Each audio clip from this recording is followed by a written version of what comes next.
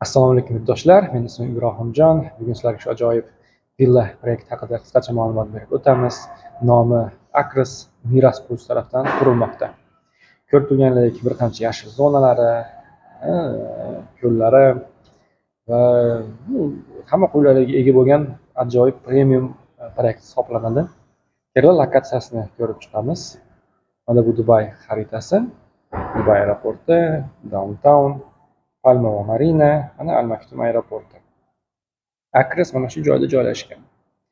Lokatsiya jihatdan Al Maktum aeroportiga o'rtacha 10 minutlik yo'l, downtownga 15-20 minutlik yo'l, Marinaga 15-20 minutlik yo'l va Dubay aeroportiga o'rtacha 20-25 minutlik yo'lda joylashgan. Kelajakda mana shu yo'ldan Al Hil yo'liga ulanadi va bunda downtownga o'rtacha 15 minutlik yo'l bo'lib qoladi. Xo'p, yaqin atrofdagi eng yaqin mollardan biri Cityland Mall. Endi mana Global Village bor, yonida IMG World, mana Alhamdan sport kompleksi bor, Miracle Garden, hammasi 5 minutdan ozroq muddat e'tiborsiz bo'ladigan masofada joylashgan.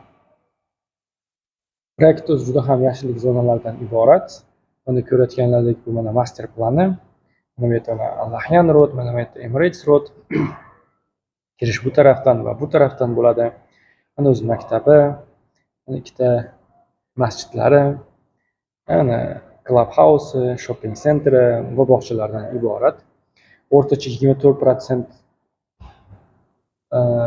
joyi yashillikka va yashovchilar uchun beriladigan qulayliklarga ajratilgan. Bu juda ham yaxshi.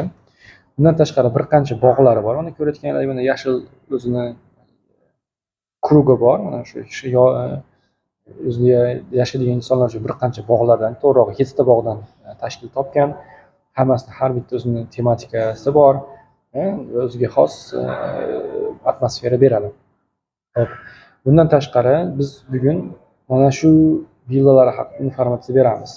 Buni bu o'rtadagilari bu boshqa toifadagi, ya'ni ham luxury deydi, koshonalar, bular haqida alohida informatsiya beramiz.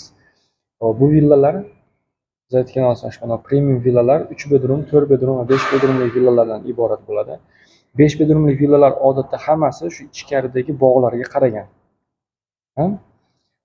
Bundan tashqari ko'rib turganlaridek har bitta bunaqa bu villalar klaster qilib alohida sotilgan, ajratilgan va har bitta klasterda sentrida o'zini club house bor, ya'ni sentri bor, ya'ni u yerda o'zini basseyni, sport zallari,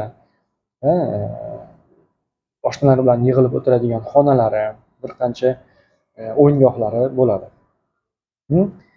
Kelar endi proyekt renderlar mana ko'rib turganingizdek, ko'llari va boshqalari yashil zonalardan iborat bo'ladi.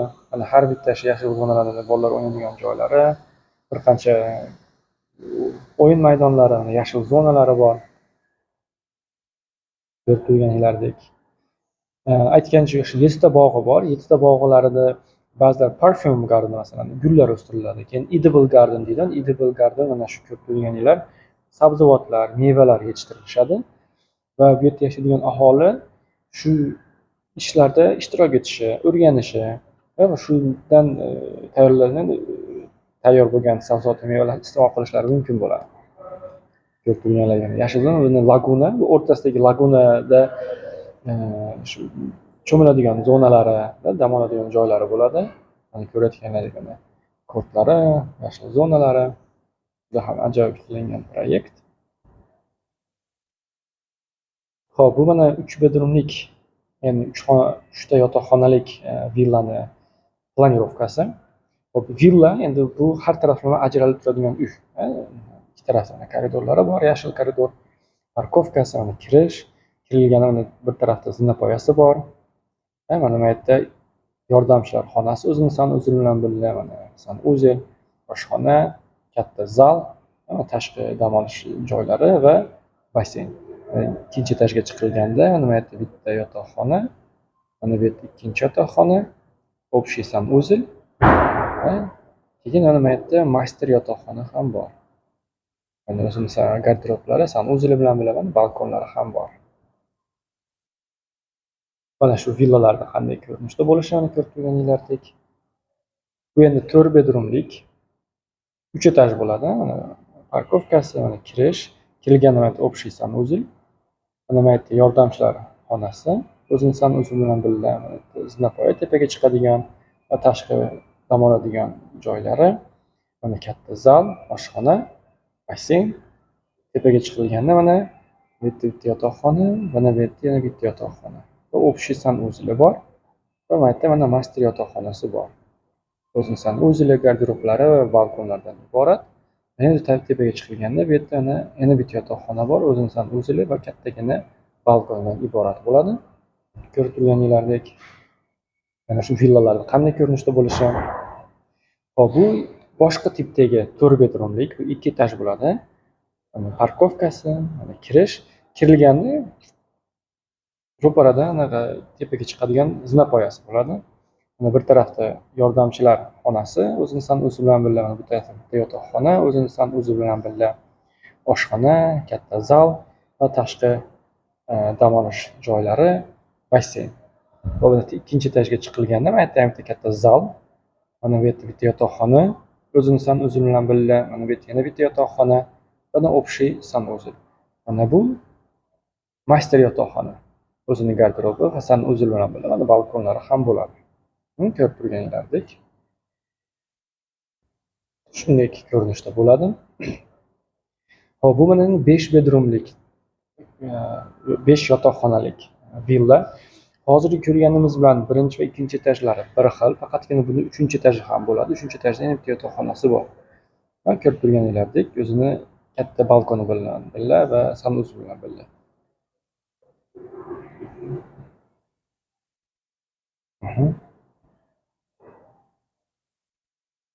Shu ko'rinishda bo'ladi. Hop, bu mana endi 5 bedroomlik katta villalar. Hop, bular endi ko'proq burchak sohada joylashgani uchun uchastkalari kattaroq bo'ladi. Ko'rayotganingizdek, parkovka, mana yashil yo'laklar. Hop, mana bu yerdan kirish, kirganda общий sanuzel. Mana bu yerda yotoqxona, o'zining sanuzeli bilan birga. Yana tepaga chiqadigan zinapoyasi bor. Hop, oshxonasi asosiy anaqasi, bu yerda oshxonasi ikkita bo'ladi. Bu yerda ochiq oshxona va mana yerda bitta yopiq oshxona. Keyin mana yordamchilar xonasi ichkarida bo'ladi. Mana katta zal, tashqi o'tiradigan, dam oladigan zonalari, basseyn. Hop, mana ikkinchi etajga chiqilganda, bu yerda yana katta zali bor. Mana bu yerda bitta yotoqxona, o'zining sanuzeli bilan birga balkoni, mana bu yerda yana bitta yotoqxona, o'zining balkoni bilan birga. Bu yerda bitta общий sanuzel, mana bu yerda yana bitta yotoqxona. Va o'zining garderobi va balkoni bilan birga, sanuzellari bilan birga. Keyin undan ham tepaga chiqilganda 3-etajga mana bu yerda bitta yotoqxona bor. Va o'zining sanuzeli, balkoni va kattagina garderobi bilan birga. Bundan tashqari mana koridor bo'yida oxirida mana bitta study room deydi, ya'ni bolalar uchun dars qilish xonasi deyishingiz mumkin, yoki ofis qilishingiz mumkin, yoki kutubxona qilib olishingiz mumkin. Bu katta xonasidan iborat bo'ladi. Shu ko'rinishda bo'ladi bu villalar. Bu endi shu 5 bedroomning yana bitta boshqa varianti. Bunda birinchi va ikkinchi etajlari deyarli bir xil, hozir ko'rganimiz bilan birga. Faqatgina 3-etaji boshqacharoq bo'ladi. 3-etaji shuni zinapoyadan chiqilganda mana kattagina bitta yotoqxona, o'zining sanuzeli va kattagina balkondan iborat bo'ladi. Hop, bu tipajdagi 5 bedroomlar ham burchaklarda joylashgan, ya'ni ba'zilari uchastkasi shunday burchak ostida bo'ladi. Mana shu ko'rinishi. Hop, bu mana o'rtacha razmerlari, o'rtacha razmerlari mana tipaji necha etajdan bo'lishi va bu endi kvadrat futda berilgan, kvadrat metrda shu 300, 390, 400 kvadrat shu atrofda ketaveradi. Bu razmerlari faqat жилой ploshda, ichki odam yashaydigan zonaniki xolos. Bu mana uylarda qanday bo'lishi. Bu mana bu zinapoya o'sha 5 bedroomda ko'rgan zinapoyalarimizdan. Mehmonxonalar, zallar. Juda ham ajoyib proyekt. ranglar uyg'unligi, yashil zonalar, hammasi o'ziga xos premium atmosferani beradi. Xo'p, shunda e'tibor berishimiz kerak bo'lgan narsa, ko'rib turganlaring mana bu tashqi dam olish o'tiradigan zonasi. Bu yerlari devor emas. Bu yerlar yaxshi ochilib yopiladigan katta oynalardan iborat bo'ladi. Bu taraf ham. Va bu mana shu 5 bedroomliklarda planirovkasi, uni ko'rib turganingizdan ochiq oshxona, mana bu yerdan уже yopiq oshxonaga kiriladi. Sanusillar, yotoqxonalar, zal. Xo'p, bu kvartiralar, villalar remonti bilan beriladi, mebelsiz.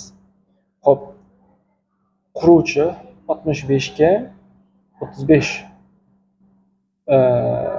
tartibida to'lov plani berilgan. Ya'ni 65% qurilishdan, 35% uylardan olinayotganda, bu proyekt quruvchi tarafdan sotilib bo'lgan, faqatgina ikkilamchi bozordagina bor. O'rtacha boshlang'ich narxlari hozir 6 million dirhamdan boshlanyapti. Endi bu o'rtacha 1,5 million dollar hisoblanadi va bu proyekt haqida qisqacha beradigan ma'lumotlarimiz sizlarga ma'qul bo'ldi degan umiddamiz. Savollar bo'lsa aloqaga chiqinglar va kanalimizga a'zo bo'linglar. Rahmat katta.